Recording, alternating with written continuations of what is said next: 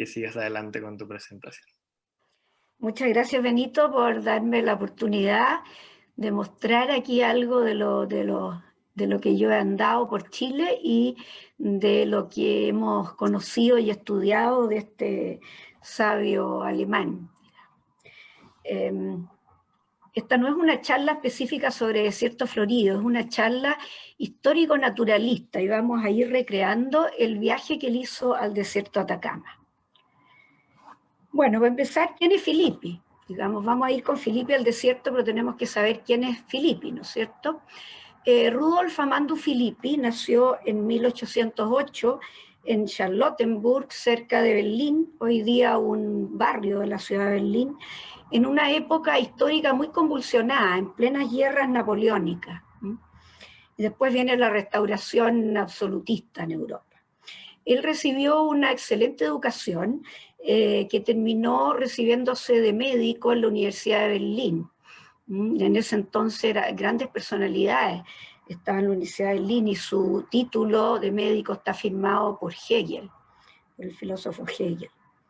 Bueno, él logró un lugar entre los científicos europeos, ¿ya? Y recibió reconocimientos del emperador alemán, como vemos aquí este certificado, que fue una distinción que entregó a Filippi el Kaiser Guillermo II de Prusia, ya el último emperador de Alemania, por una distinción por el trabajo realizado. También recibió distinciones del gobierno italiano, porque realizó varias expediciones a Sicilia y a Nápoles.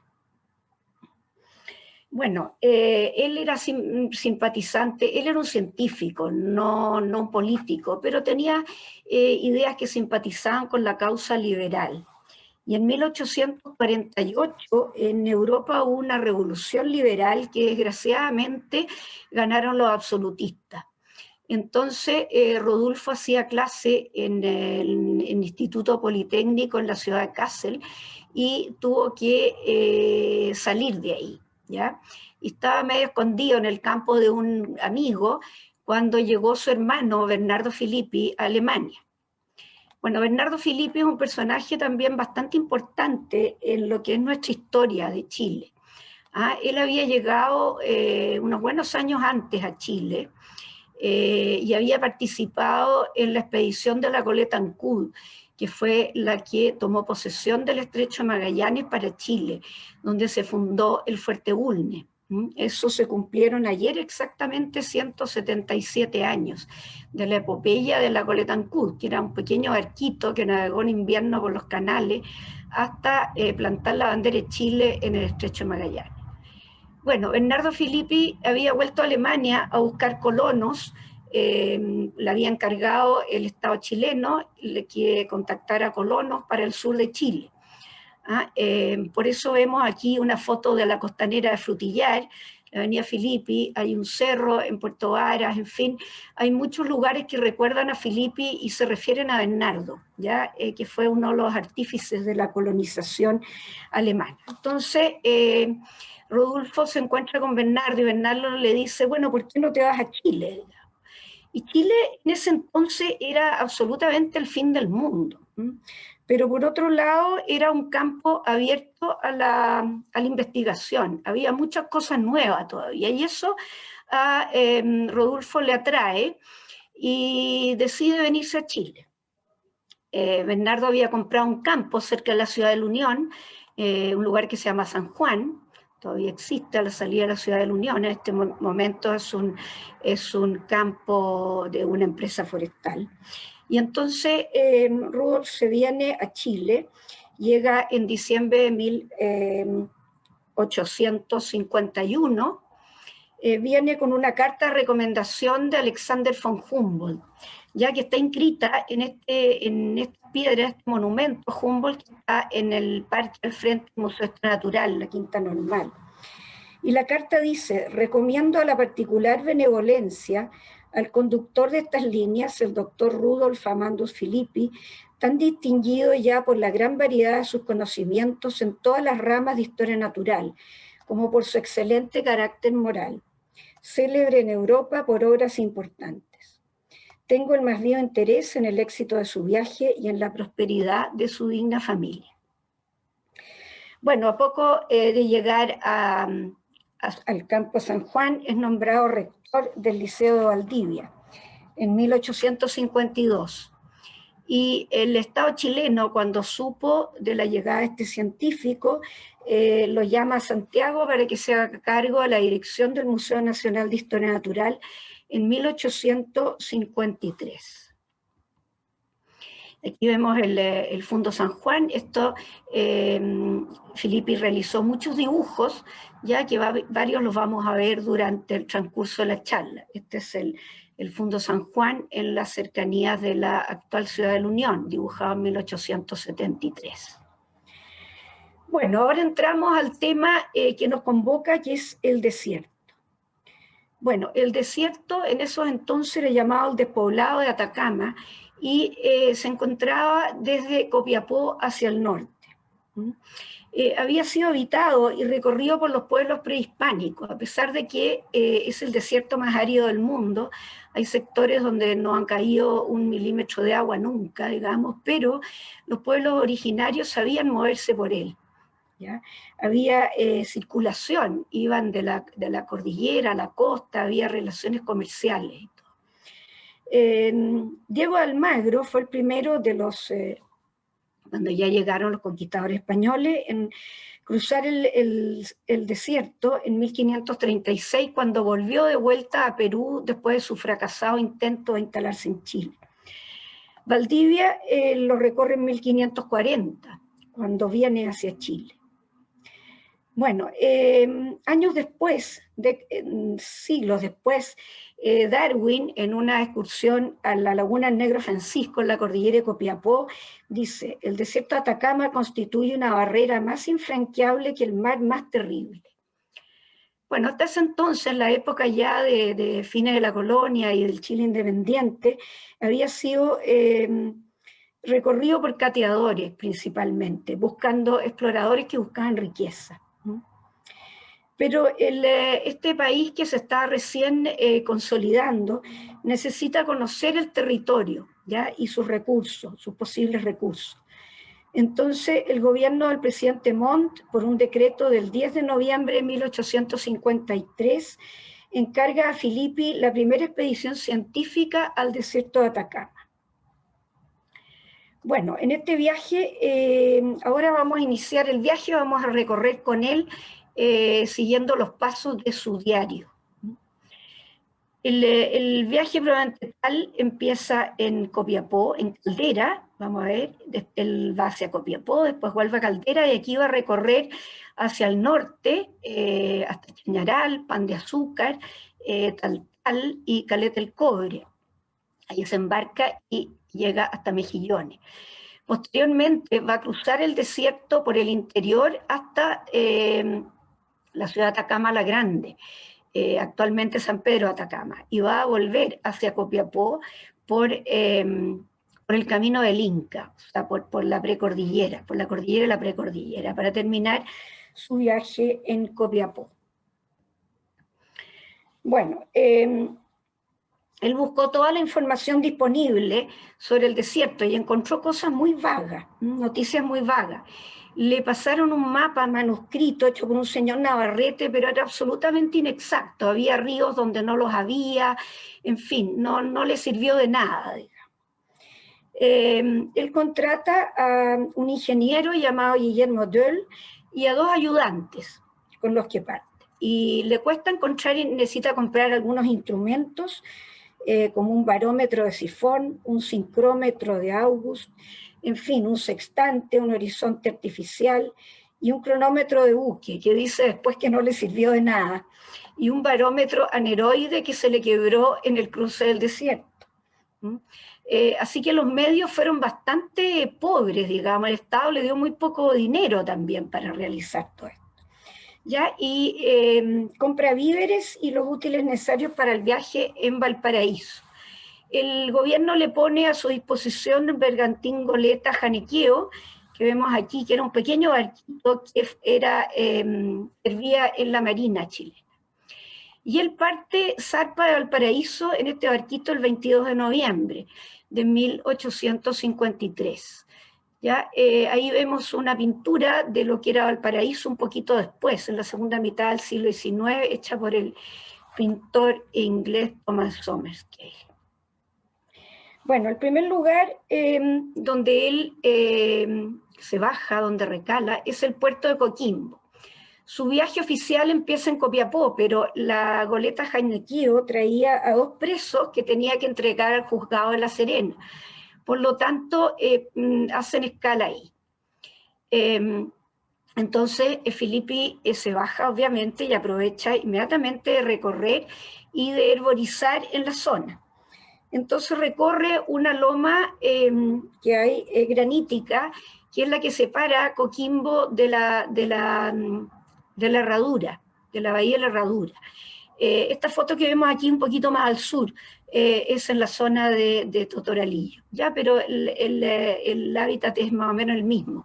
Es donde está la Pampilla en el día de hoy, donde según el diario está lleno de huillis y que nadie los va a pisar dado que no va a haber fiesta de 18 chicos.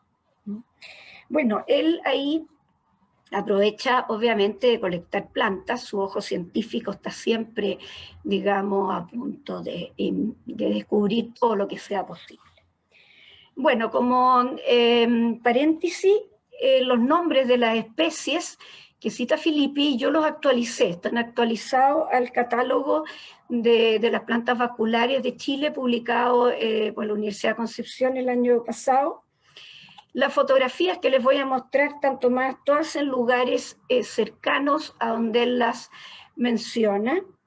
Y lo otro es que no voy a repetir, obviamente, las especies, porque él da listas de especies colectadas en lugares y vamos a ir viendo solamente las diferentes. Bueno, ahí el 24 de noviembre, entonces, él recorre esta loma granítica que separa la bahía de Coquimbo de la bahía de la Herradura. Entonces menciona varias especies, el Myrsiantes coquimbensis, que dice que es la especie de arrayán que en Chile alcanza más al norte. Es un arbusto de altura humana con frutos muy grandes y que casi todos abrigan larvas.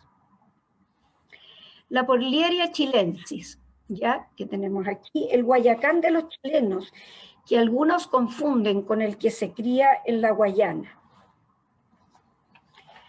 Una amarillida de rojo muy llamativo y muy bonita, que yo identifiqué con esta Rhodophyalla physeloides, ahora que cambió de nombre, pero es el nombre más conocido. La Lobelia polyphylla, la Lagunoa glandulosa, la Sena cumingi variedad coquimbensis, y dice que es común la Cesalpinia angulata, arbusto humilde e interesante por los palos de tinte que suministra. La nomenclatura que da de las cactáceas, porque menciona que hay muchas cactáceas, pero la nomenclatura quizás es bastante confusa. Así que habla mucho de equinocactus, que en algunos casos se refiere a las copiapoas, pero en otros casos a otras especies. Bueno, es interesante, dice que hay un equinocactus pequeño, enteramente escondido en el ripio, y que tiene flores amarillas. Yo no sé, no logré entender bien a qué especie puede referirse. Y dice, uno tiene que tener mucho cuidado cuando quiere sentarse en el suelo en estos parajes. Bueno, menciona 2 especies de cactus columnares, uno de 8 pies de altura, muy ramificado y con forma de candelero, y con flores blanquecinas muy cortas. Entonces crea un género nuevo que llamo Eulignia. ¿Ya? Y la Eulignia que él vio ahí en la zona de Coquimbo, Eulignia ácida, cuyo nombre puso él, es válido hasta el día de hoy. Describe también el Trix aphilus. Dice, es un singular parásito sin hoja alguna. Y menciona que los frutos son comestibles y que cerca del cuesco, digamos, tiene una sustancia muy pegajosa. Encontré una puya muy hermosa, dice, y por eso la llamo puya venusta. Venusto quiere decir bonito.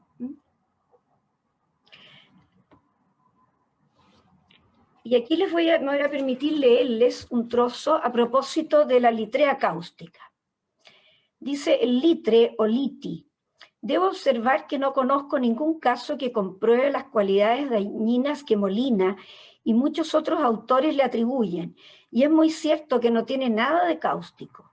He mascado las hojas y los frutos y me he untado con el jugo las manos y los labios, sin esperar el menor efecto, sin experimentar el menor efecto. Bueno, tuvo suerte, pero en realidad los descendientes no podemos decir lo mismo. Registra también himenópteros, lagartijas y miles de giriosomas que corren al sol, nuestras vaquitas del desierto. Bueno, se embarca nuevamente y el 29 de noviembre llega a Caldera, al puerto de La Caldera. Los contornos son tristes y los cerros son pelados. Y de ahí en adelante va a hacer constante mención al agua. El desierto obviamente implica carencia de agua, entonces las posibilidades de vida están relacionadas con la existencia de agua y de pozos, así que es un tema que él va a repetir incesantemente. Y bueno, llega a Caldera y ahí se embarca en el tren. ¿Ya? Esta es la estación de Caldera, que en el día de hoy es un centro cultural.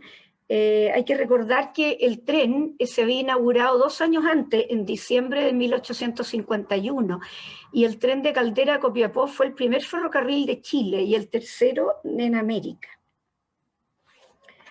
Bueno, él va en tren y va observando lo que hay a su alrededor. Dice, hay un gran número de plantas bajas que crecían en la arena aridísima y alegraban la vista con sus flores doradas, azules y coloradas. Dice, la vegetación no siempre es tan rica. Me aseguraron que era una consecuencia de la abundancia de lluvias que se había experimentado ese año en Copiapó, pues había tenido 3 aguaceros, uno muy grande y 2 menores. En otros años cae a veces solo un chubasco. Así que en ese sentido tuvo mucha suerte porque pudo encontrar muchas especies de plantas con flores que no habría encontrado si no hubiera sido gracias a que le tocó ese año lluvioso. Bueno, por el camino el tren no debe haber ido a alta velocidad, por lo tanto él puede observar lo que hay a su alrededor. Ya, ahora la Tesaria absintioide dice que produce una resina viscosa que es usada como brea y exportada. También muchos espinos y chañares. Y finalmente llega al valle fértil del río Copiapó con cultivos, pero los cerros son muy pelados. Copiapó, cuyo nombre oficial es San Francisco de la Selva. La que dio lugar al llamarla así ha desaparecido hace muchísimo tiempo.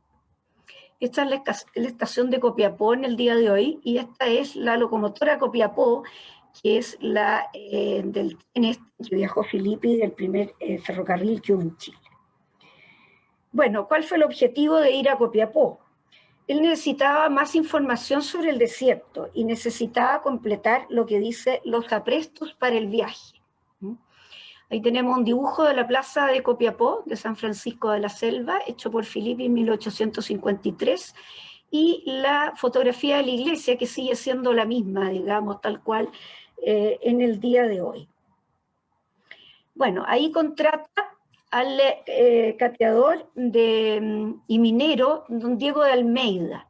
Este caballero tenía ya 73 años en ese entonces.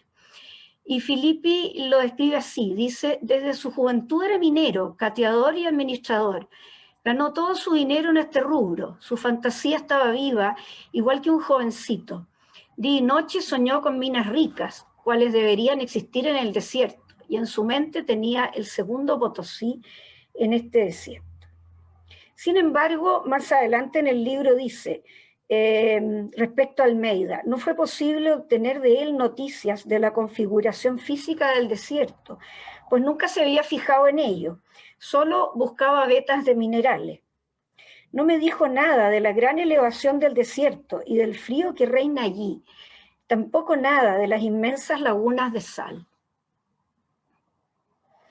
Bueno, vamos a ver otro para que veamos que ahora se habla que todas las lluvias, todo es producto del cambio climático, pero la memoria nuestra es muy frágil, ¿eh? Y hay cosas que han sucedido a lo largo de la historia. Bueno, don Diego me contó que en su juventud hubo un aguacero tan fuerte que el agua estaba a la altura de 2 pies en las calles de Copiapó, y que muchas casas se cayeron y que otra vez toda la población se había marchado a hacer pircas y tajamares con el objeto de impedir a un torrente de agua que bajaba por la quebrada de Paipote, comúnmente seca, que inundara la ciudad. O sea, los aluviones no son cosa nueva de hoy. Bueno, vuelve a Caldera y ahí aprovecha de recorrer la zona costera, la playa, dice que está cubierta de conchas y que hay vegetación interesante en la arena, variada y bonita. Muy lindo el Scitanthus acutus, cuyos frutos se vuelven leñosos y toman forma de cuernos de chivato. La Dinemandra ericoides, una malpigiácea cubierta de florcitas numerosísimas, de color oro con manchas purpúreas, cuyos frutos pequeños llevan 4 alas coloradas. Son raros los quiscos, dice, en los arenales de Caldera. Y ahí encontré la lagartija más hermosa y más grande de Chile, que posee Chile, el Calopistes maculatus. Bueno, otras plantas que colecta en las cercanías de Caldera son la viola polipoda, la Fagonia chilensis, la Enotera coquimbensis. Esta foto está tomada más al sur de Copiapó, pero el año 17, donde hubo una floración impresionante de Enotera coquimbensis. La Maleservia humilis, el Microphyes litoralis, es bien micro en realidad, hay que buscarlo para poderlo encontrar. Filippi hizo muchos dibujos, pero de plantas dibujó poco, curiosamente, a pesar de la cantidad de especies que describió. Entonces yo aquí les puse el dibujo de esta especie y cuando los nombres actuales se han mantenido en el original de Filippi, dice aquí Phil al lado. Hay muchas otras especies que he mencionado que fueron descritas por Filippi, pero que sus nombres posteriormente fueron actualizados. La Eulígnea breviflora, este es el género que él describe en base a la Eulígnea ácida en Coquimbo, ¿se acuerdan? Y este tiene la parte del tubo de la flor cubierta de la nosidad café. La Euphorbia copiapina, una especie geófita que tiene una raíz engrosada y que brota en los años lluviosos. La Dioscorea fastigiata, también una geófita provista de un tubérculo y que tiene dioica, tiene especies macho y especies hembras separadas. La Nolana parviflora, que es una especie anual. Vamos a ver que Filippi a las nolanas anuales y herbáceas las describe como sorema, que posteriormente pasaron al género nolana. Y las especies arbustivas las describe en el género alona, actualmente nolana también. Bueno, y Osiroe biflora. Y dice, no me acuerdo de haber visto ninguna gramínea. Bueno, ahí continúa, se embarca nuevamente en la Janequeo y navegan costeando hasta llegar a Chañaral de las Ánimas. Por el camino menciona Flamenco y Oispito, 2 lugares que en el día de hoy hay unos pequeños balnearios, ahí al norte entre Caldera y Chañaral. Bueno, dice que los cerros son negruzcos, pelados y cubiertos de arena hasta gran altura. Y llega a Chañaral de las Ánimas, llamado así para distinguirlo de tantos otros lugares del mismo nombre. Hay unas 20 casas y ranchos y entre 100 y 150 habitantes. Se llama de las Ánimas porque en los alrededores había una mina que él visita más adelante que se llama de las Ánimas. Bueno, el atracadero es muy malo y es preciso hacer un salto feliz y luego trepar a los escollos. Bueno, en el año 1916 existía este puerto en Chañaral, que posteriormente se embancó debido a los relaves que corrieron durante más de 50 años de la mina de Potrerillos. En el día de hoy, el puerto al sur de Chañaral, en el sector de Barquito, este es el puerto actual. En la época de Filippi todavía no estaba este tampoco, sino que había que atracaba ahí medio a la mala y había que saltar con suerte de no caer al agua. Él habla de que en la zona hay máquinas para destilar el agua, porque no existía agua ahí. Y dice que el agua buena está a 11 leguas de distancia, en Cachinal de la Costa, que lo vamos a visitar con él. Bueno, este Chañaral en el día de hoy, aquí vemos los cerros cubiertos de arena hasta gran parte, cosa que se puede ver tal cual en el día de hoy. Aquí tenemos la iglesia, está en una parte más alta, la plaza de Chañaral, y esta iglesia es bastante cercana a la época de Filippi, fue construida en 1864. Filippi estuvo ahí en 1853. El día de hoy es monumento nacional, junto con esta casa que hay al lado. Bueno, y tuve la sorpresa de encontrarme con esto, digamos, en una vez que viajé y que recorrimos la ciudad de Chañaral, un museo de historia natural y prehistoria llamado Rodolfo Amando Filippi. En general en la zona es una persona muy, muy considerada, digamos, Filippi. Bueno, a ver, 4. Bueno, él visita, hace una excursión a las minas de cobre Las Ánimas y El Salado, ¿ya? Y el camino se interna por la orilla del valle del río Salado. Y dice, el valle del río Salado enteramente seco hasta mucha distancia.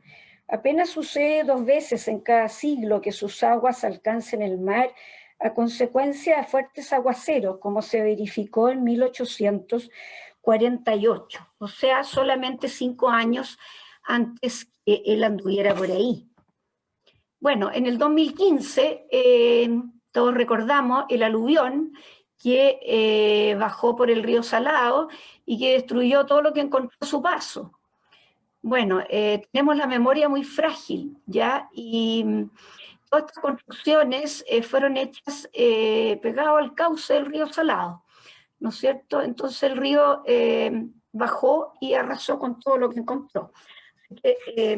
Fenómenos existían, pero eran, como decían ahí, unas 2 veces en el siglo, por lo tanto era fácil olvidarlo.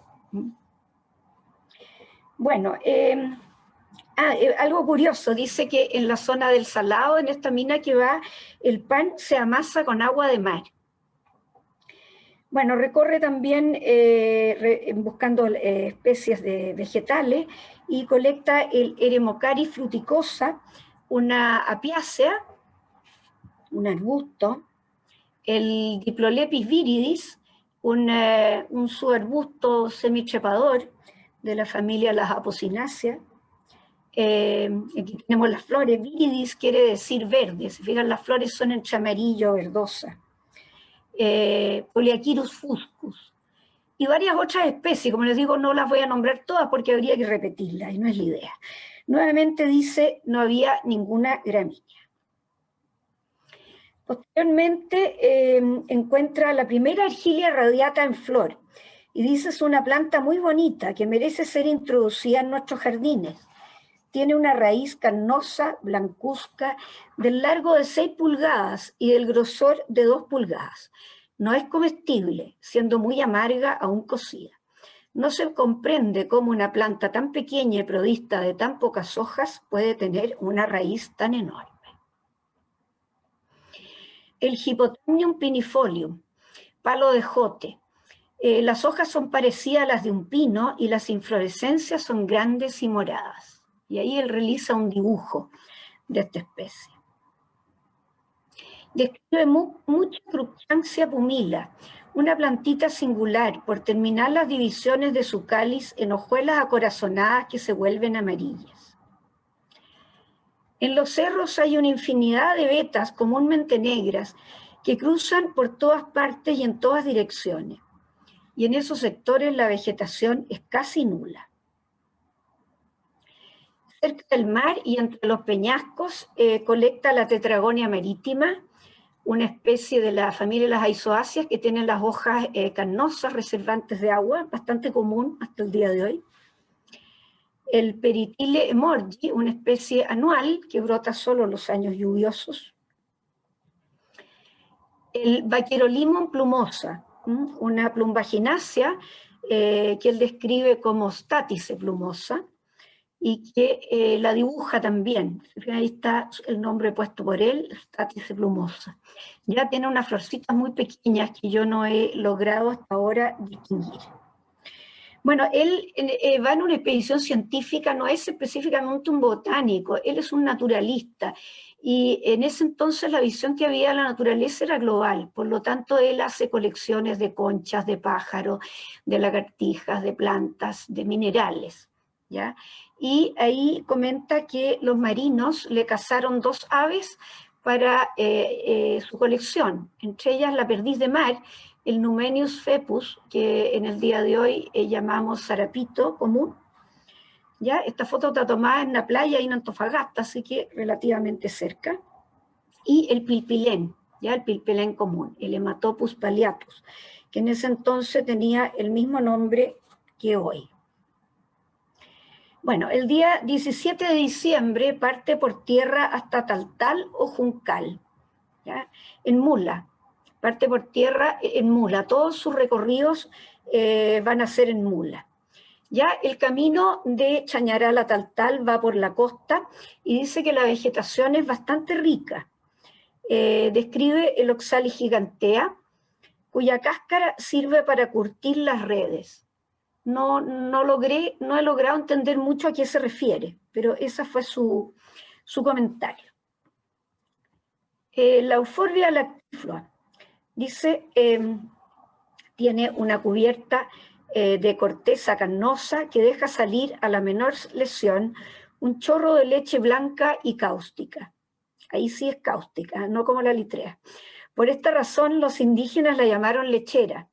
Yo le di el nombre de Euphorbia lactiflua, que es válido hasta el día de hoy. Bueno, le toca cruzar unos campos con cascajo con millares de equinocactus de 2 especies distintas que cubren el suelo. Yo deduzco en este caso que debe referirse a las copiapoas. Y efectivamente hay sectores pedregosos, arenosos, en toda esa zona cubiertos de distintas especies de copiapoas. Esta foto está tomada al sur de Taltal, entre Sifuncho y Taltal, ¿ya? Donde vemos Copiapoa cinerea, variedad columna alba.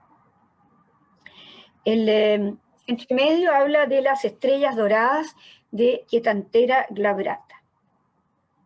Bueno, como les decía, las aguadas son fundamentales, es la única forma de sobrevivir, ¿no es cierto?, en el desierto, así que su viaje va a ser de aguada en aguada.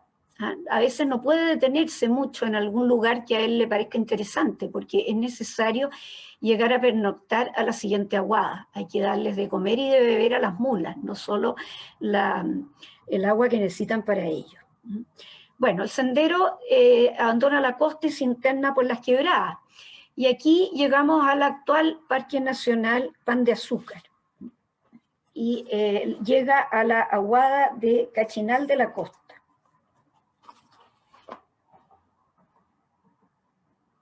Para alcanzar el alojamiento de Cachinal de la Costa, que se halla en un pequeño valle lateral que viene del norte, era preciso atravesar una loma granítica. Seguimos después el pequeño valle de Cachinal como legua y media arriba. Aquí vamos llegando al valle de Cachinal el año 2017. ¿Ya? seguimos después el pequeño valle Cachinal, como legua y media arriba, antes de llegar al agua. Esta forma un pozo redondo de 10 pies de diámetro, cercado por una pirca, ¿ya? Aquí en el dibujo que hizo él, para que los animales no la ensucien. Encontramos allí unos hombres y mujeres alojados bajo una especie de toldo. Las últimas, las mujeres, habían venido a Chañaral a lavar la ropa, siendo esta agua distante 11 leguas, la más cercana para ese objeto. Bueno, este es el dibujo realizado por Filippi el 12 de diciembre de 1853, y esa es la fotografía tomada por mí el 1 de septiembre del 2017. Si ustedes se fijan, es exactamente el mismo lugar. Aquí en esos roqueríos más oscuros, el cerro del fondo. Bueno, y vamos a ver que de esa pirca queda un resto, ¿ya? Y aquí está la comprobación de que ahí hay agua, porque esta especie, la Cotula coronopifolia, una especie adventicia, crece solamente en los lugares húmedos. Por lo tanto, si cavamos ahí, es probable que vamos a encontrar el agua de la que menciona Filippi. Bueno, ellos alojan ahí y se dedica, obviamente, a recorrer el lugar, ¿ya? Dice que no hay árboles, sino que solo arbustos de máximo 5 a 6 pies. Entre las especies que él colecta está la Balbicia peduncularis, que por sus flores grandes de un hermoso color amarillo merece un lugar en los jardines. Varias de estas fotos están tomadas ahí mismo, ¿eh? Esta, por ejemplo, en la misma zona del Cachinal de la costa. Dice que hay 2 especies de heliotropo, ambos muy fragantes.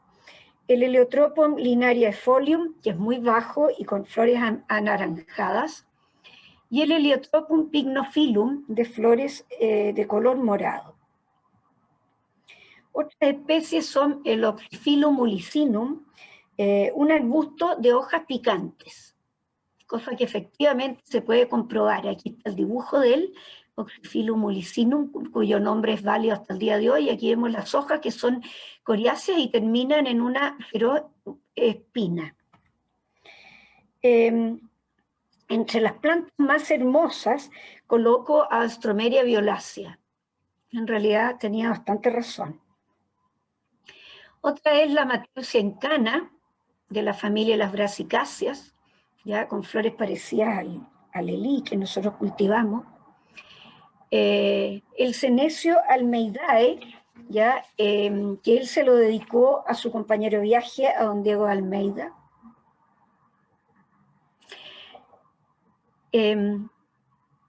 La Cistantica chinalensis, ya, esta especie es bien característica, porque tiene, bueno, tiene las hojas suculentas y muy grandes en general, y da unos tallos florales muy altos, y las florcitas son como pequeñas en comparación con el alto de los tallos y el tamaño de las hojas, así que es una especie bastante fácil de identificar. La Nolana elegans, ¿ya? Esta especie él la describió como Sorema elegans, y es una de las especies más comunes en la zona de Paposo cuando hay años lluviosos, cubren laderas completas de flores. Tiene una flor gamopétala azul muy grande. También describe la Nolana mollis, ¿ya? Descrita por él como Alona mollis, porque era un arbusto. Mollis quiere decir suave, y efectivamente es así, porque si ustedes se fijan, algo se nota en la fotografía. Está cubierta de un pelito, de un tomento finito, como un terciopelo. Por eso le puso mollis. Esta especie es un arbusto y es muy común en toda la zona del Parque Pan de Azúcar. Bueno, y menciona una tigridia con un signo de interrogación. Le baja la duda si es tigridia, si no. El que finalmente aclaró la duda fue Ivan Murray Johnston, que recorrió la zona en 1929 y la describió y se la dedicó a Filippi como Tigridia filipiana. Es una geófita de flor absolutamente efímera, se abre cuando ya el sol está alto y se cierra a las 3, 4 de la tarde, y la flor se marchita. y al día siguiente, si sale otra, es nueva. He encontrado de todos esos colores. Es bastante escasa y difícil de ver porque es una plantita muy pequeña. Bueno, dice, los pajarillos que al salir el día hacían un concierto muy agradable, principalmente las diucas. Y eso nos consta, porque nosotros anduvimos ahí en la zona de las Lomitas, en Pan de Azúcar, y como ustedes ven, las diucas eran de lo más amigables, digamos, se paraban arriba de la puerta del auto y se acercaban a nosotros sin mayor problema. Bueno, continúa su recorrido hacia el norte por una meseta que tiene unos 670 metros ya de altura sobre el nivel del mar. Yo me imagino que corresponde a esta zona que nosotros llamamos, que se llama actualmente Las Lomitas, en el Parque Nacional Pan de Azúcar. Ya, y poco más allá dice, la caída del terreno al mar tiene tanto declive que el camino no habría podido seguir a la orilla del mar. Efectivamente, los cerros ahí de alrededor de 600, 700 metros caen directamente al mar, no existe prácticamente planicie costera. Bueno, del 14 al 16 de diciembre viaja hasta Taltal. Él viaja por tierra, pero la Janequeo, digamos, viaja y lo espera en el puerto.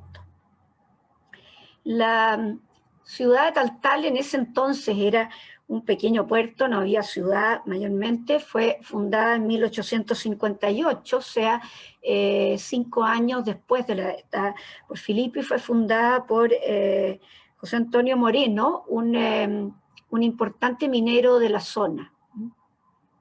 Aquí tenemos, es la ciudad del puerto de Taltal el día de hoy, y aquí tenemos un dibujo hecho por Guillermo Doll, ingeniero que acompañó a Filippi en su expedición y que hace aquí un levantamiento del puerto, ¿ya? Y se llama Puerto de Taltal, Juncal o Hueso Parado.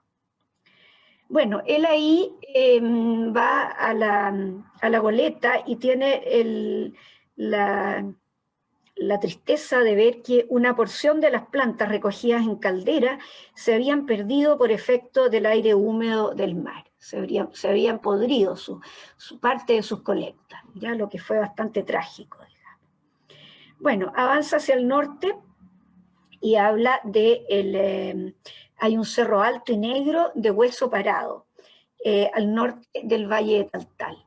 Bueno, Taltal, volviendo a Taltal, fue una ciudad fundada, como les digo, en 1858 como puerto minero por José Antonio Moreno, y que tuvo un desarrollo bastante importante a fines ya del siglo XIX por el embarque de minerales y sobre todo de salitre. En el día de hoy quedan algunas casas patrimoniales como esta, bien interesantes, algunas desgraciadamente en muy mal estado y que son obviamente posteriores a la época Filippi, pero sí de fines del siglo XIX. Este nombre del cerro de Hueso Parado lo tenemos aquí en estas cabañas, que es donde uno aloja en el día de hoy cuando va a visitar la zona de Paposo. ¿Ya? Las cabañas de Caleta Hueso, que están ubicadas en la parte norte de donde se cierra con estos cerros la parte norte de la bahía de Taltal. Él continúa hacia el norte, hacia el agua del Clérigo. Hay un sector donde dice que tiene que cruzar unos cerros muy altos y que es muy difícil, muy complicado y peligroso, porque dice que las mulas, hay una cuesta, y que si las mulas tropiezan pueden ir a dar abajo a la reventazón de las olas. Así es un sector, el mal paso se llama, un sector bastante difícil de cruzar y finalmente vuelven a bajar hacia la costa pasado estos cerros, ¿ya? Y va hacia el agua del Clérigo. Ahí dice que hay muchos toldos de changos y que la vegetación es muy interesante. Y hallé por primera vez la linda Cleome chilensis. ¿ya? Esta es una de las plantas que yo era uno de mis ansias de conocer la primera vez que fui a Paposo.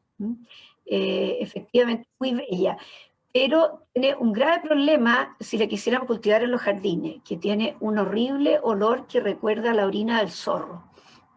Así que es bonita, pero no para cultivo en un jardín. Bueno, ahí también describe un licium de hojas garzas, de hojas grises en realidad. Y actualmente Licium boerhavifolium es un arbusto bastante grande y común en esa zona nomás, en la zona entre Taltal y Paposo. La Nicotiana solanifolia, dice, es un tabaco casi fruticoso, de grandes hojas como de col, de repollo. ¿Ya? Es bastante común. Estas fotos están tomadas todas ahí en la zona de los alrededores de Paposo. También menciona la Alternanthera porrigens, el rubí, una especie bastante escasa de encontrar silvestre y que la vemos a veces cultivada en algunos jardines, en unos jardines antiguos, como el que antes se usaba, ahora es difícil verla en cultivo. La Montea chilensis, variedad taltalensis. Y dice, es nombrada en honor de don Manuel Montt, pero no la describió él, sino que la describió Claudio Gay. La cristaria inquiérrima. ¿Ya?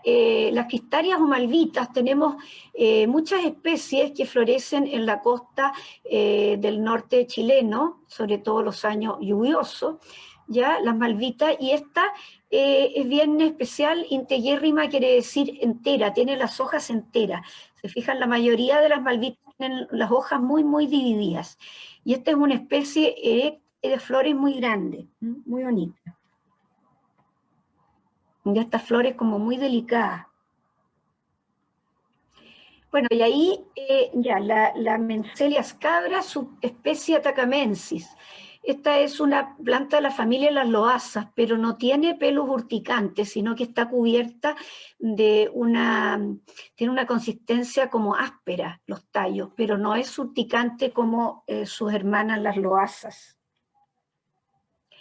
Ahí Filippi describe dos nuevas especies de Schizanthus.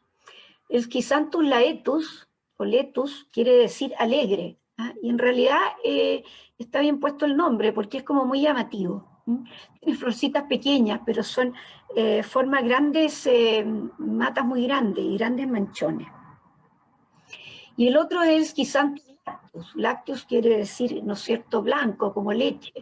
¿Ya?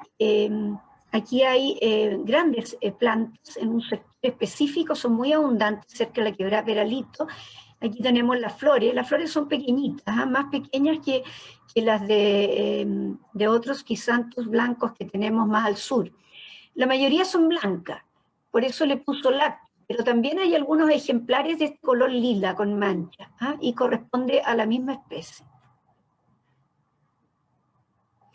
El plumbago querulia, querulio quiere decir azul, es una especie que crece desde la zona de Pichidangui, más o menos hacia el norte, pero que ahí en la zona de Paposo es bastante común. Es una especie de flores azules muy bella. Son escasas las especies de flores azules en Chile. Y otra que nombra es la Reyesia chilensis. ¿Ya? Esta es una plantita muy, muy tenue, es difícil de ver en realidad porque es muy pequeña, es áfila prácticamente, las hojitas son unas pequeñísimas y estas pequeñas flores azules. Es de la familia de los solanum.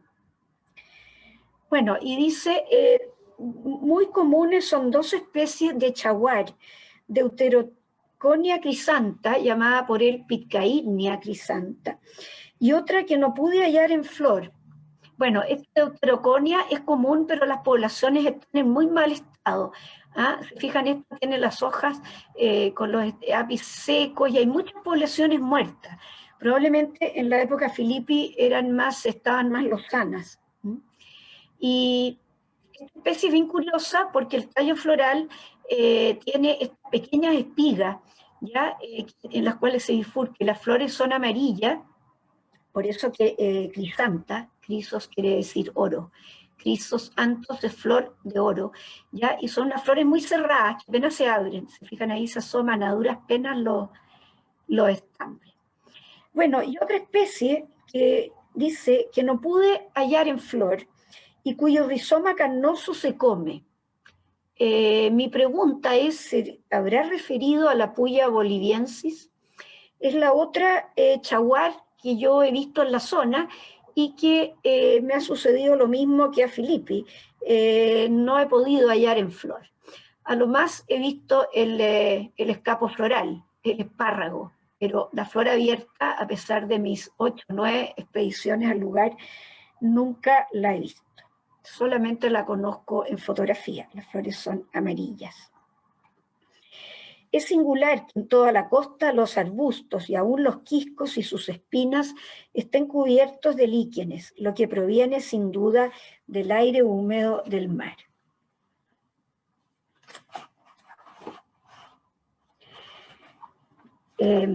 Dice, las 2 noches que pasamos cerca del agua del Clérigo, que es un pozo donde ellos acampan, antes de llegar a Paposo, cayó una neblina densa y una garúa. Esto sucede en la costa a cierta elevación casi todos los días, durante 9 meses del año, y explica la abundancia comparativa de la vegetación.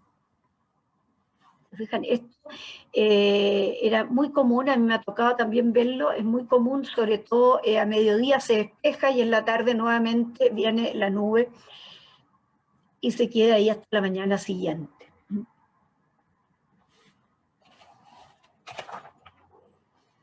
Estas dichas neblinas producen los manantiales y la vegetación particular. Bueno, el 17 de diciembre llegan a la zona de Paposo.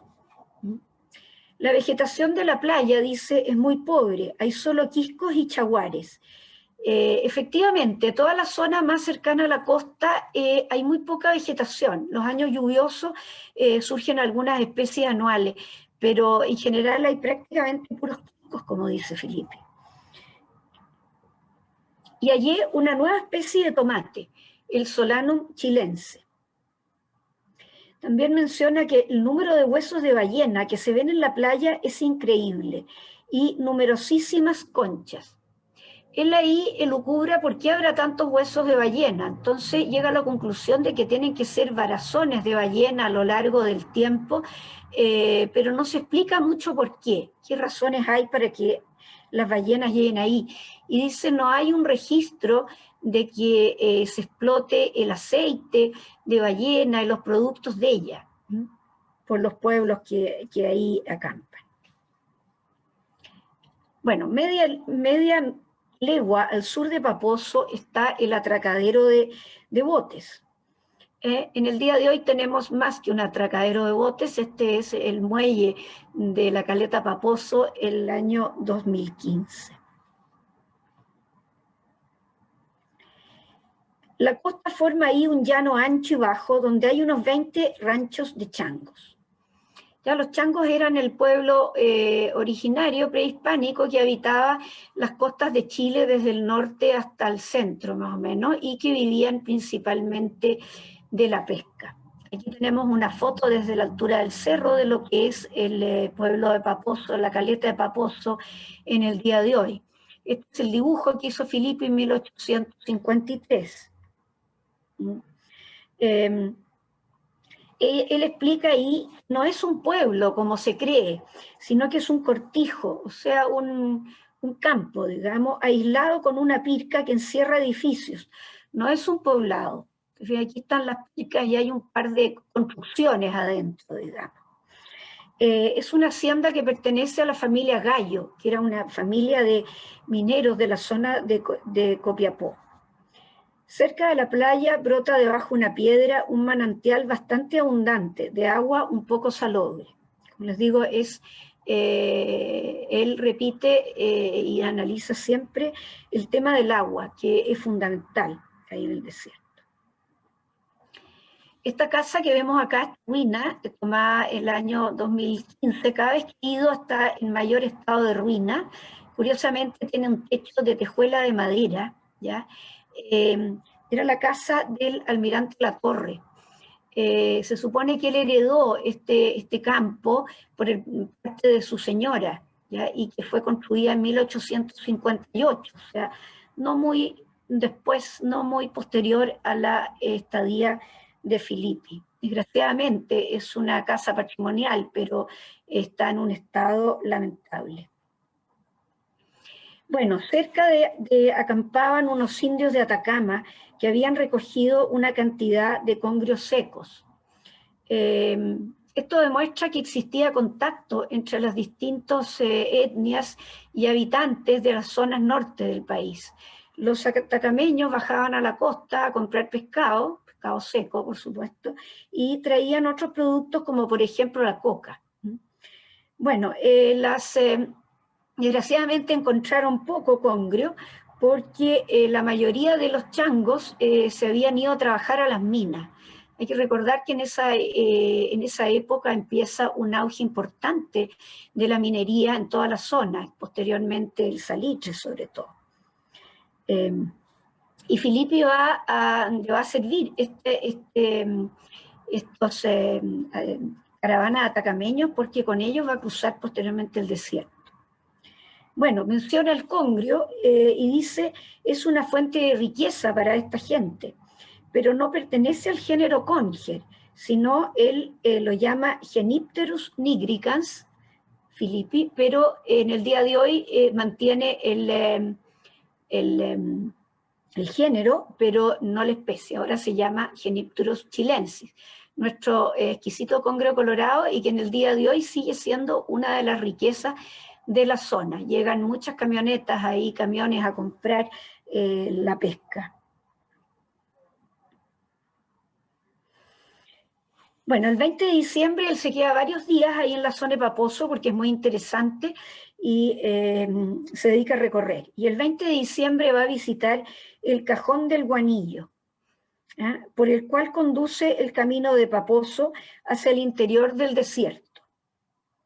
Dice que no forma abra en la cuesta, terminándose en una hendidura angosta a 220 metros. Dice que la cuesta sube caracoleando.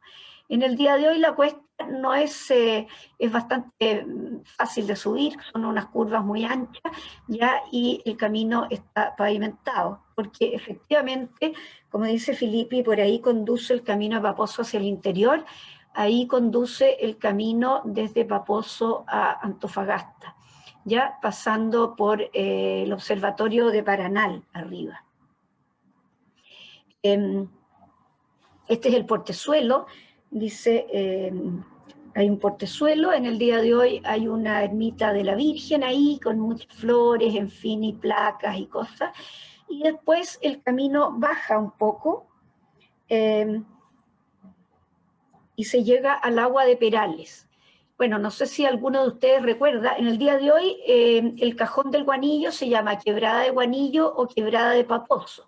Ahí sigue el camino y no sé si ustedes recuerdan que el 2 de diciembre del año pasado hubo un terrible accidente de un bus de Turbus que iba de Taltal a Antofagasta y que desbarrancó precisamente aquí en esta zona del Cajón del Guanillo.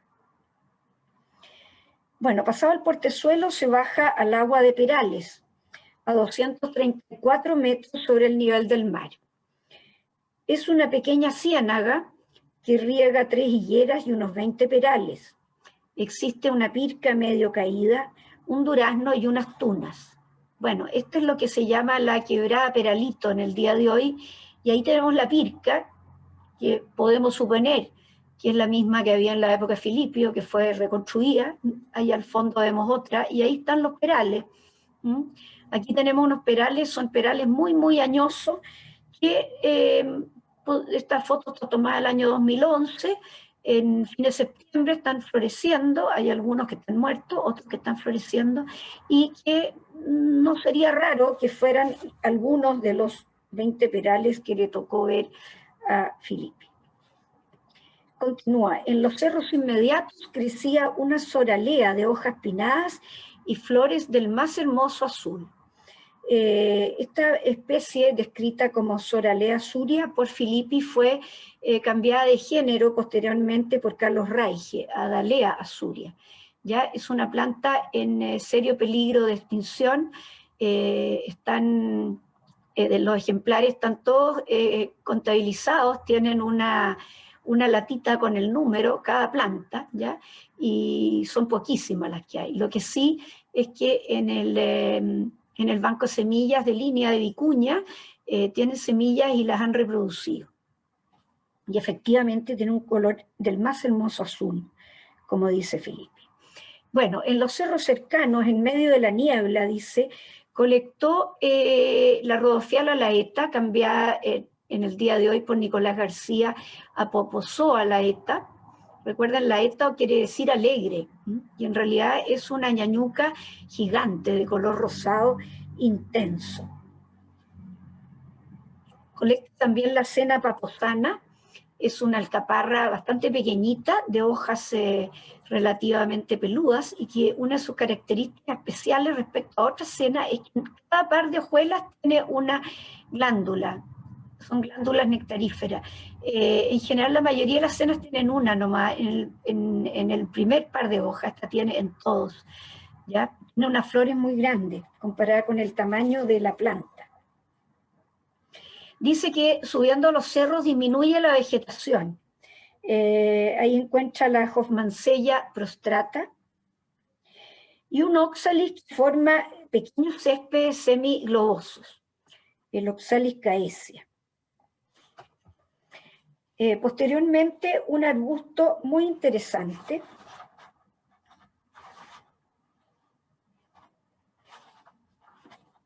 a ver, un momento, voy a encontrar la lectura.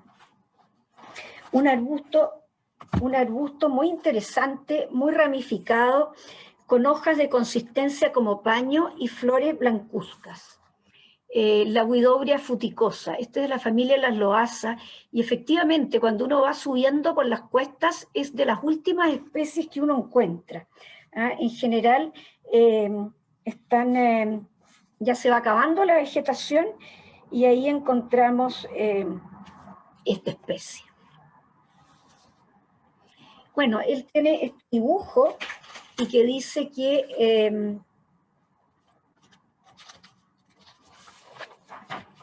a los 230 metros la vegetación es muy abundante y desde la costa la franja verde de la vegetación parece cortada por una línea. En cambio ya a los 650 metros la vegetación es nula. Y esto se puede ver tal cual en el día de hoy. Bueno, recorre la zona de Paposo, donde dice que la vegetación es lozana y muy particular. Eso es efectivo, porque es una zona con plantas muy exclusivas de ahí. Ahí describe la salvia tubiflora, la describe en varios lugares. Yo he tenido la suerte de encontrar solamente esta planta en una quebrada. Hay muchas cosas que Filippi vio bastante más abundante que en el día de hoy ya son mucho más escasas. La salvia paposana, una especie pequeñita, anual, estas flores azules.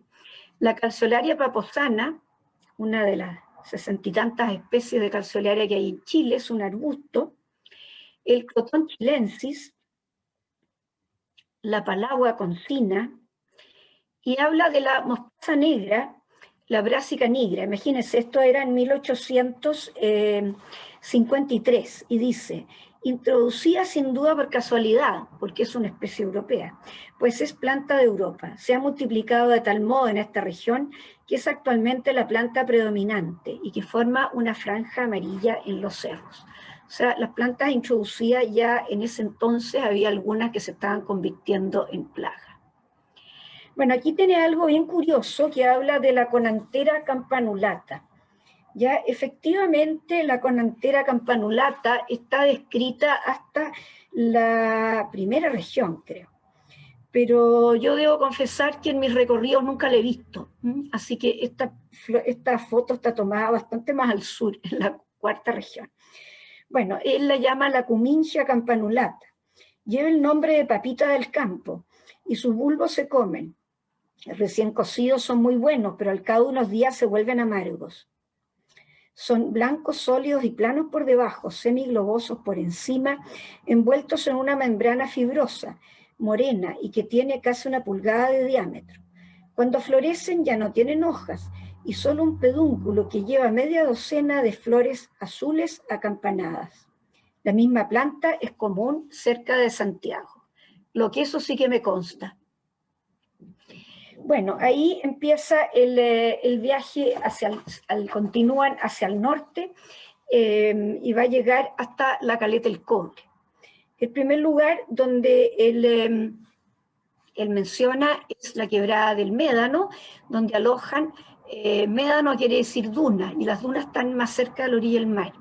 Ya esta quebrada muy interesante, esta foto está tomada creo que el año 2011, y hacia el interior es bien interesante, lo que sí que se puede recorrer hasta cierta altura porque después viene un farellón. Y en la parte de arriba, si uno va por la ruta hacia Paranal y se interna hacia el oeste por huellas mineras, y logra achuntarla a la entrada de la quebrada del Médano, bajando hay una cantidad de pinturas muy interesantes que tienen entre 500 y 1500 años. Son pinturas donde vemos los changos en sus balsas de cuero de lobo marino inflado, cazando ballenas, lo que probablemente es una forma de, digamos, no real, sino una imaginación para tratar de atraer a las ballenas y la pesca para ello. Entonces Filippi no los menciona porque esto, como les digo, queda muy arriba, así que él no visitó estas pinturas. Bueno, habla de la quebrada de La Plata, ¿ya? Y en general dice que la región es bastante estéril y que hay muchos huesos de ballena en la playa, nuevamente. La Guada de Miguel Díaz dice que tiene una vegetación parecida a la de Paposo, pero menos variada y menos lozana. Ahí es interesante porque el único lugar donde él menciona el Berberis litoralis, descrito por él, al cual yo nunca he logrado llegar a ver porque está por allá arriba de los cerros. Así que no he tenido el gusto de conocer el Berberis litoralis. El que sí conocí en ese lugar, lo menciono en otras partes, pero en el día de hoy es sumamente escasa, es la Dicliptera paposana, una especie actualmente en peligro de extinción. Bueno, la vegetación concluye casi enteramente con esta agua de Miguel Díaz. No puedo darme ninguna razón por qué las neblinas faltan al norte de Miguel Díaz. Lo que es curioso, porque los cerros son muy altos, entonces es raro que no atrape las nubes de la costa. El 24 de diciembre llega al lugar del Cobre, donde los changos tienen embarcaciones muy particulares, dice, con 2 odres de cuero de lobo marino inflado. Aquí lo tenemos el dibujo, eran las embarcaciones que usaban los changos para salir de pesca. Ahí en el Cobre hay un establecimiento minero de don José Antonio Moreno, que fue un gran minero de la zona, y es un lugar, dice, de minas prehispánicas. La vegetación es casi nula, pero en el año 2007, entrando ya por la quebrada del Cobre hacia el interior, Michael Dillon y Lübert describieron una nolana arbustiva y la dedicaron a Filippi, ¿ya? El año 2007, la nolana filipiana. Bueno, ahora viene el cruce del desierto de Taltal a Atacama entre el 10 y el 22 de enero de 1854. Él desde Caleta del Cobre él navega a Mejillones y de ahí vuelve a Taltal. Y el 10 de enero empieza el cruce al desierto con una caravana de atacameños. El viaje es de aguada en aguada, muchas de ellas salobres, a veces con larvas. Comen ulpo, toman mate y pasan mucho frío en la noche. Y las botas de mula sirven de combustible y los instrumentos científicos que llevan fallan. La vegetación es casi nula.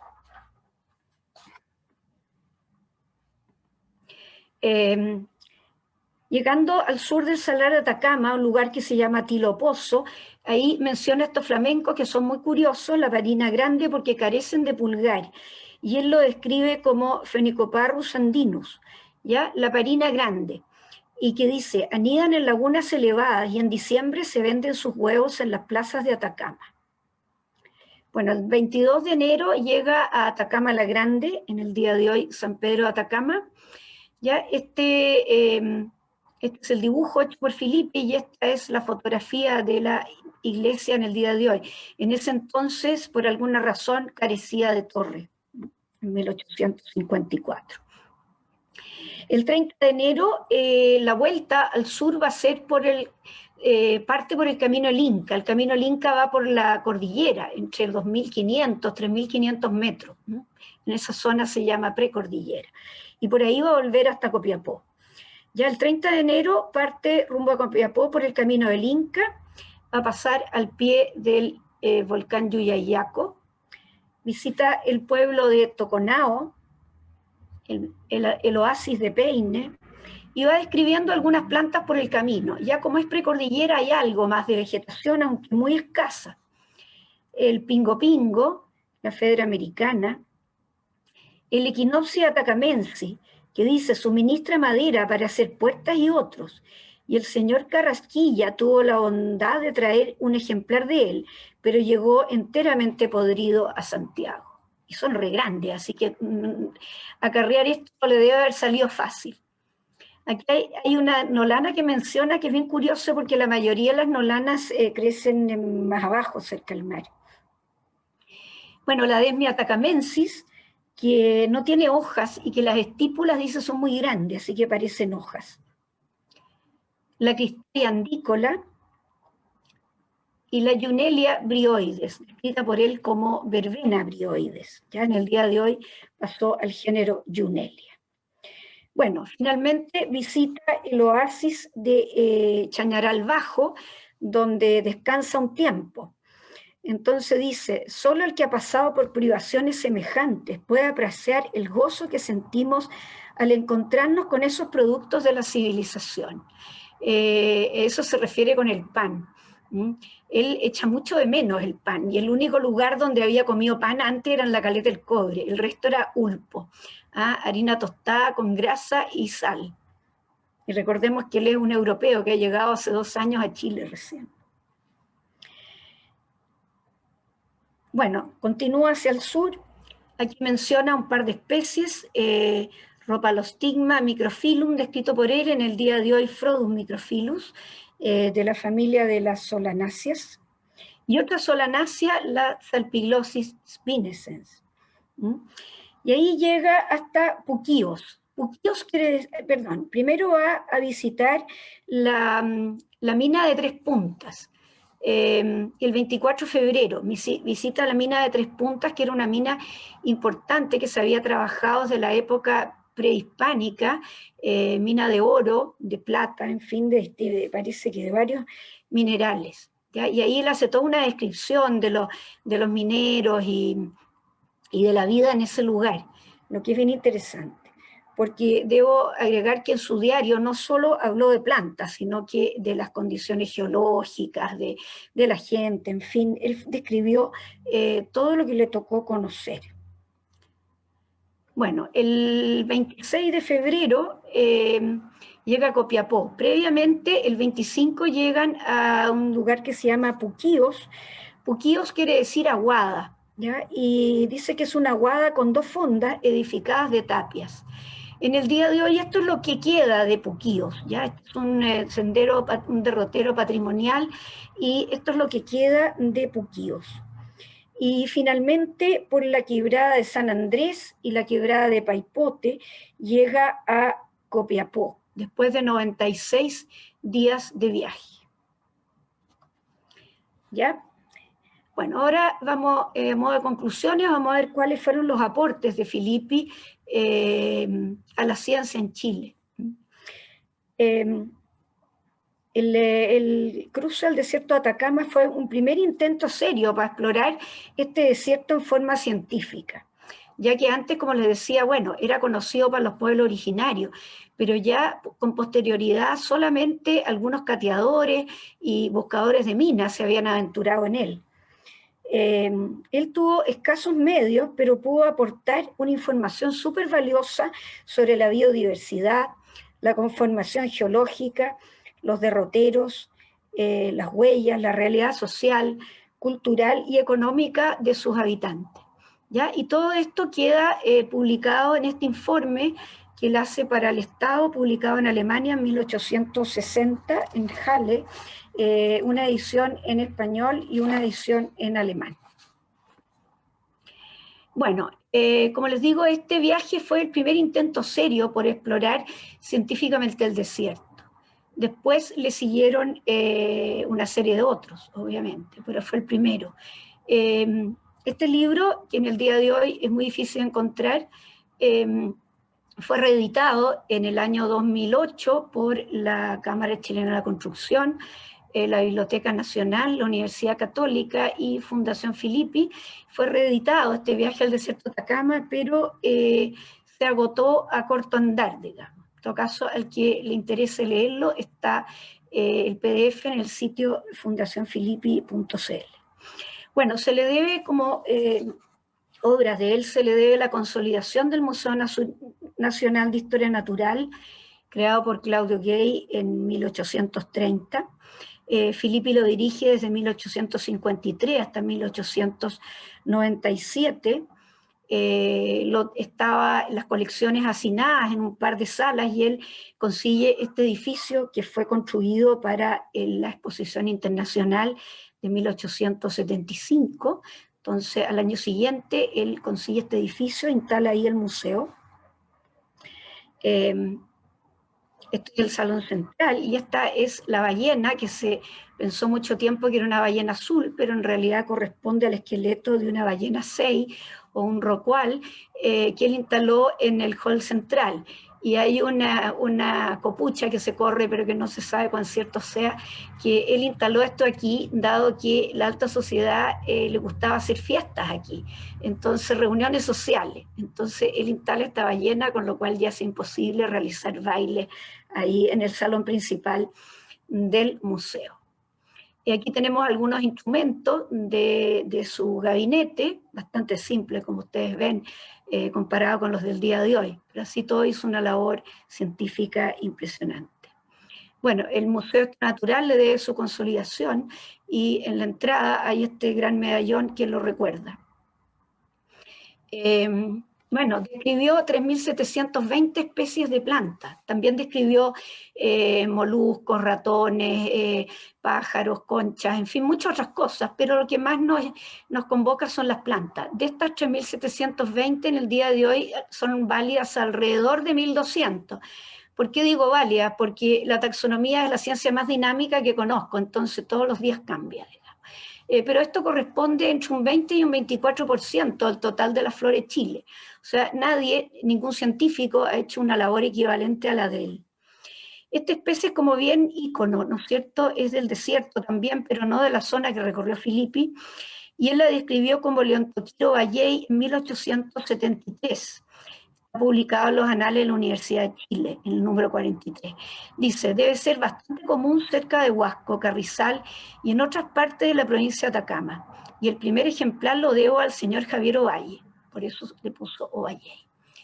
Bueno, Filippi fue profesor también de la Universidad de Chile, del Instituto Nacional, primer profesor de ciencias, elaboró un texto también, hizo 500 publicaciones, aproximadamente 500 publicaciones científicas en alemán, inglés, español, latín, sobre mineralogía, zoología, paleontología, malacología, geografía, etnografía. Ustedes ven, su campo de estudio era amplio. Miembro de unas 50 sociedades científicas internacionales, a pesar de que él nunca volvió a salir de Chile. Creador del primer jardín botánico en la Quinta Normal en 1876, que desapareció en la década de 1910, después de la muerte de su hijo, Federico Filippi, que fue el continuador de Rodulfo. Realizó más de 34 expediciones por Chile. Y Mélica Muñoz dice, es una figura clave en el inventario y descripción de las riquezas naturales del país, el desarrollo de la educación en este campo y en el desarrollo de las colecciones y bibliotecas del Museo Nacional de Historia Natural. En otra publicación, Sergio Castro, Ariel Camusey, Mélica Muñoz y Fabián Jaksic dicen, Filippi es considerado uno de los naturalistas más influyentes en el desarrollo de las ciencias naturales de Chile.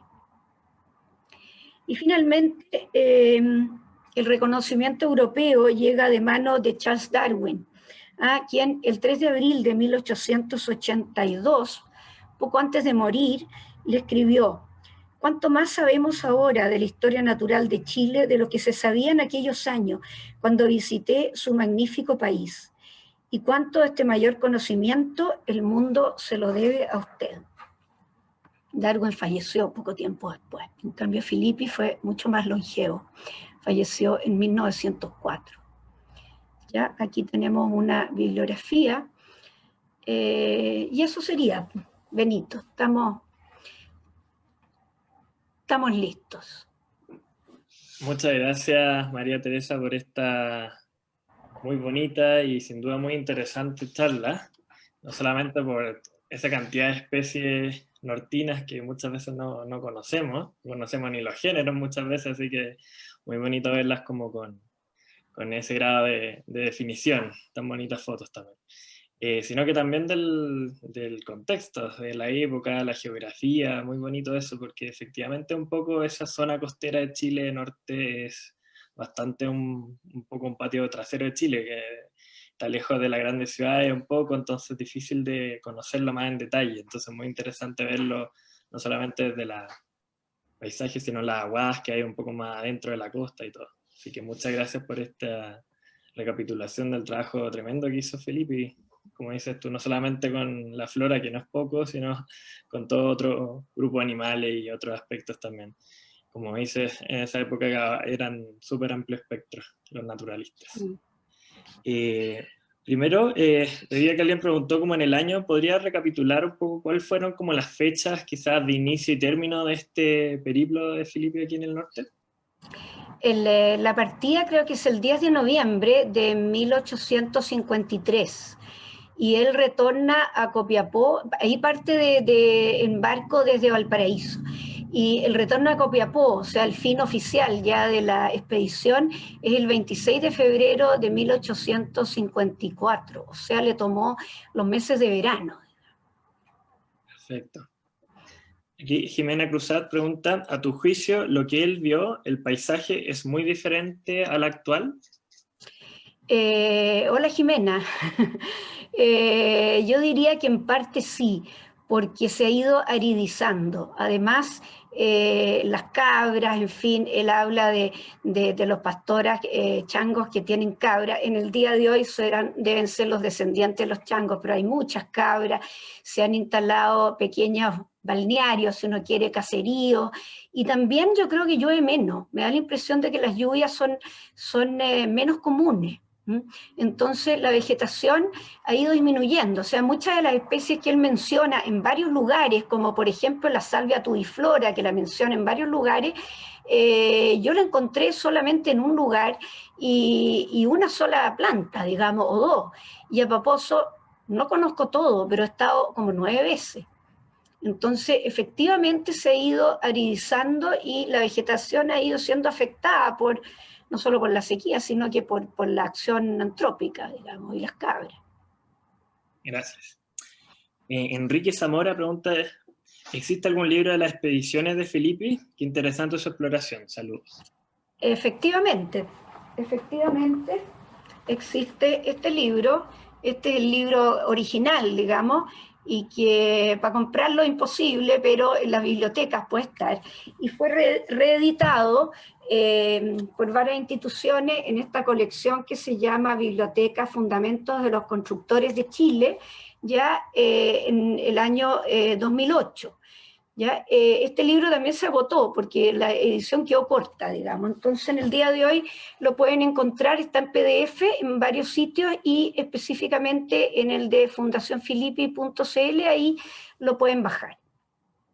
Está todo, ese libro contiene el relato como de diario, de viaje, y contiene después las cuentas y descripciones de conchas, de fauna. Tiene una cápite que se llama Flórula atacamensi, donde describe todas las especies de plantas que él descubrió ahí. En fin, es un libro muy, digamos, completo, y la primera parte, que corresponde al diario de viaje, es muy entretenida de leer. Porque tiene comentarios como por fin puedo comer pan, digamos, ¿me entiendes? No es tan escueta como son los papers del día de hoy. Entre medio tiene unas descripciones geológicas que son bastante áridas, diría yo, pero en general es muy entretenido de leer, ¿ya? La parte del diario del viaje. Genial, muy interesante. Mena de Cruzar nos pregunta nuevamente, ¿qué equipo lo acompaña? Me refiero al equipo humano y la logística en términos de cajas, herramientas, lupas, etcétera. Bueno, él logra comprar algunos instrumentos en Santiago, como yo les mencionaba, pero y en Valparaíso encuentra algunos instrumentos de los que necesita, pero bastante poco, digamos. Es muy básico el equipo científico que lleva, ¿no es cierto? Porque, y por el camino se ve algunos que no funcionan. El barómetro de buque dice que no sirvió para nada, el otro se le quiebra por el camino arriba de las mulas. Y el equipo humano era solamente este ingeniero, Guillermo Döll, y dos ayudantes, nada más. El resto son vaquianos de la zona. Y en Copiapó contrata a don Diego Almeida, pero que se lleva una frustración, porque en realidad don Diego solo sabía encontrar vetas de minerales, pero no le cuenta nada de los detalles que a él ni le interesa saber sobre el desierto, digamos. Y el resto son vaquianos de la zona con mulas y todo, que son los que se trasladan. Y para volver de San Pedro a Atacama hacia el sur tiene muchas dificultades para encontrar, digamos, mulas y arrieros que lo acompañen. Sin duda una gran logística, o sea, con los medios que había en ese momento, no ha sido nada. Es otro mundo del que nosotros conocemos en el día de hoy. Toda la ciencia y todo era con un esfuerzo sobrehumano, era una verdadera epopeya. En el día de hoy tenemos todo fácil, digamos. Sin duda. Ital Donata nos comenta, en los petroglifos de Quebrada del Médano hay múltiples dibujos de changos cazando ballenas. Exactamente, pero debo aclarar que son pictogramas, son pinturas, no son petroglifos, no son grabados, son pinturas y de color rojo la mayoría. Y hay muchos. Yo fui una vez y en realidad es una excursión extenuante, y el guía, que era de allá de Paposo, no quiso seguir, fue el primero que se chantó. Y hay alrededor, no sé si 5 kilómetros bajando por la quebrada para abajo de estas pictografías. ¿Ya? Y son changos cazando ballenas, en fin, principalmente actividades marineras. Perfecto. Christian Wilson pregunta, hola, muy interesante, gracias. Quizá ya se explicó, pero ¿dónde están guardados los herbarios que generó Filippi de las plantas del desierto? ¿Y él las describía o las enviaba al extranjero como vimos con otros naturalistas de Chile? Gracias. No, todas esas muestras están, las que se salvaron de podrirse, como dice él, están en el herbario del Museo de Historia Natural de Santiago, en la Quinta Normal, y él trabajó muchos años describiendo todas estas especies. Él envió copias, sí, de las muestras de herbario a museos europeos, pero él las describió, no como otros colectores que colectaron y enviaron a otros a describir. Esta la describió él, por eso describió 3000 y tantas especies, digamos. Perfecto. Aquí hay un comentario de Samuel Barros. Hola María Teresa, el ulpo es solo agua con harina tostada y azúcar, al menos en la zona central. Podría referirse quizás a la churrasca, especie de pan hecho con una mezcla de harina, manteca o grasa, sal y agua, sin levadura, que se coloca sobre el fuego. Hola Samuel. No, es que esto no se colocaba sobre el fuego, sino que muchas veces dice que llegaban tarde y no, porque había que ir de aguada en aguada. Si te quedabas antes, las mulas, digamos, no tenían comida ni ellos tenían agua. Entonces calentaban agua, le echaban harina tostada, grasa y sal, y eso era el alimento. Esa era, como quien dice, la ración de marcha. ¿Mm? Claro. Aquí Sarina Scalia dice, muchas gracias por esta valiosa información. Quisiera saber qué habla Filippi sobre la quebrada del Profeta y la quebrada del Zorro en el desierto interior de Taltal. Fíjate que esas no las menciona. Él habla de la quebrada del Breadal, que es cuando está la bajada ahora tal, de las breas, pero esas otras no las menciona. Ok. Ruth Miranda me dice, ¿puedes escribir el nombre de los libros, por favor? Como los nombres de nuevo. Eh, ah, viaje al desierto de Atacama.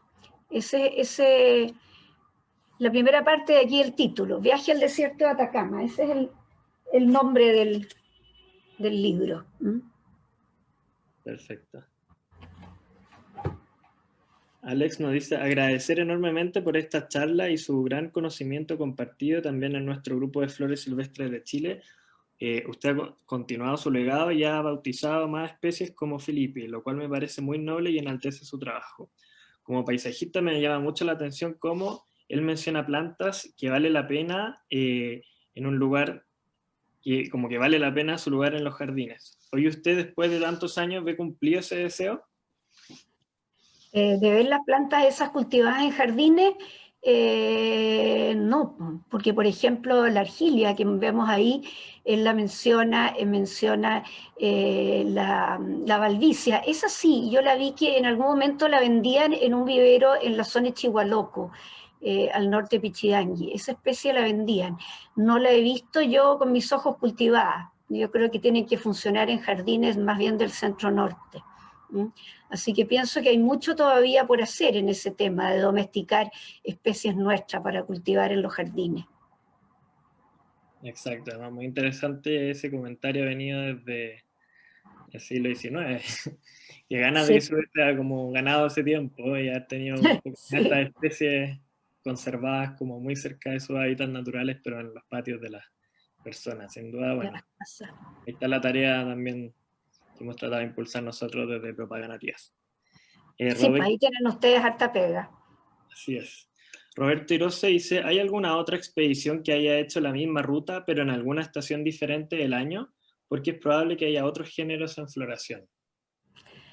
La expedición siguiente fue la de Iván Murray Johnston en la década del 20. Él visitó nuevamente esta zona costera, por lo menos, no tengo el derrotero exacto, pero sé que anduvo por toda la zona costera entre Chañaral, Taltal, Paposo, y describió una serie de otras especies que Filippi no vio, digamos, así que se fue ampliando el conocimiento de esa zona.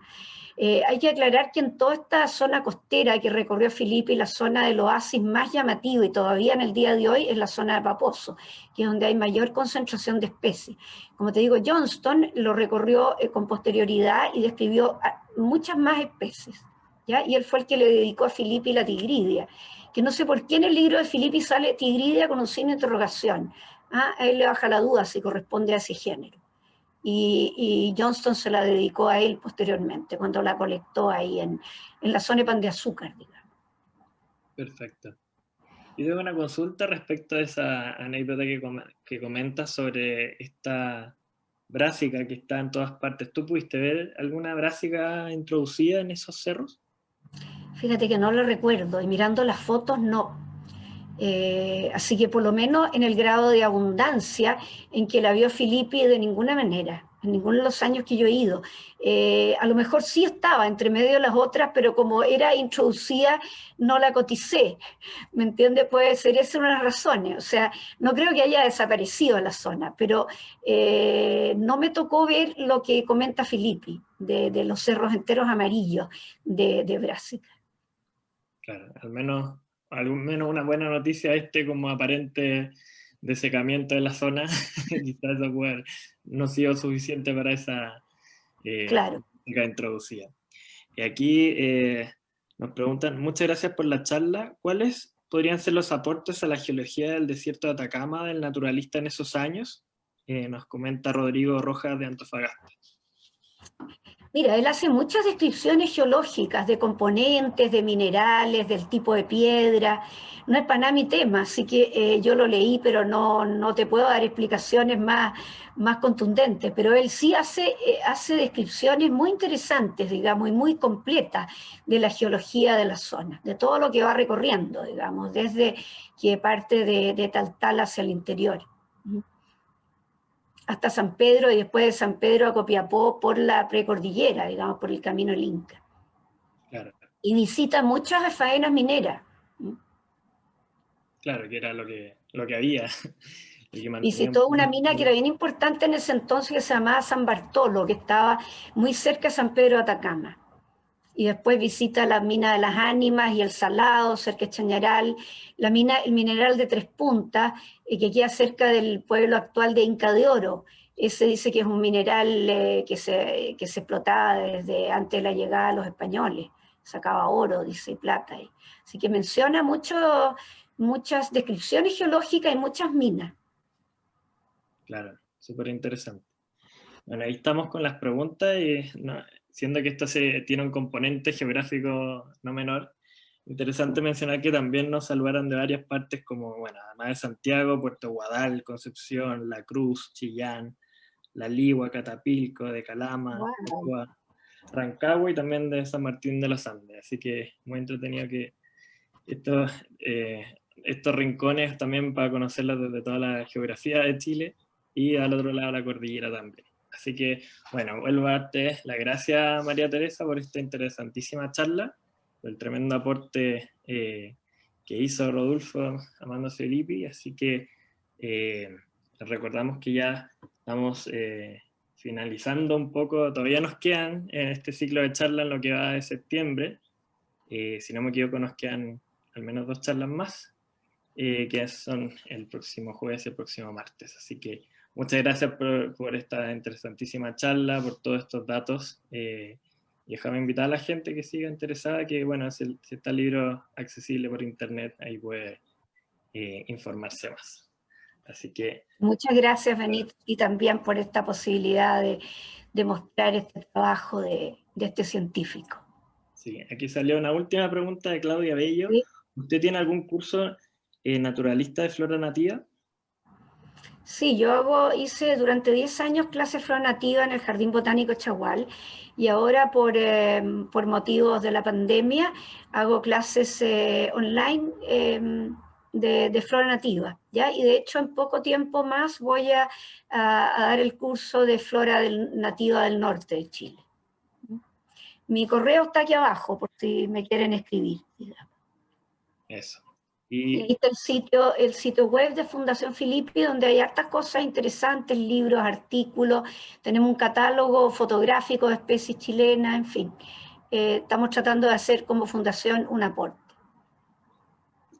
Sí, hay que reconocer que es muy bueno el aporte que han hecho a través de esa socialización de información en su página. Así que ahí estamos entonces. Muchas gracias. Les recordamos, quizás cualquiera que pueda haber entrado más tarde, que esta charla va a quedar guardada en nuestra página de Facebook y nos atrasamos quizá un poco con YouTube, pero van a estar todas subidas en YouTube también.